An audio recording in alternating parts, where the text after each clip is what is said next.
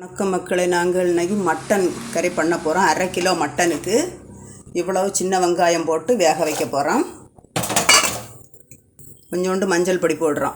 மட்டனுக்கு தேங்காய் வறுக்க போகிறோம். கொஞ்சோண்டு எண்ணெய் ஊற்றி 1/2 கிலோ மட்டனுக்கு இந்த சைஸில் ஒரு தேங்காய் அடித்து திருவணும். இது கூட இஞ்சி சேர்க்குறோம், பூண்டு சேர்க்குறோம்.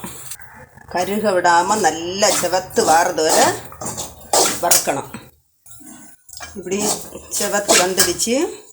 தேங்காயை கூட வத்தல் மிளகாய் மல்லித்தூளம் சேர்க்குறோம்.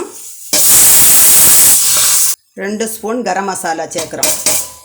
இப்படி சுண்டை வறுத்து ஆற வச்சு அரைக்கணும். கொஞ்சோண்டு மஞ்சள் தூளம் சேர்க்கணும். வந்துடுச்சு. இப்படி நல்லா மசி போல் அரைச்செடுக்கணும். வேக வச்ச மட்டனை பாத்திரத்துக்கு மாத்திரம். 1/2 கிலோ மட்டனுக்கு இவ்வளவு அரைப்பு போடணும் பாருங்கள். கல் உப்பு சேர்க்குறோம்.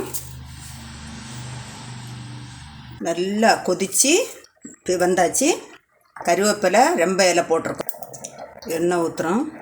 எண்ணெய் காஞ்சாச்சு. கடுகு போடுறோம். கடுகு வெடிக்குது. கரை கொதித்து பச்சை வாசம் எல்லாம் பையாச்சு.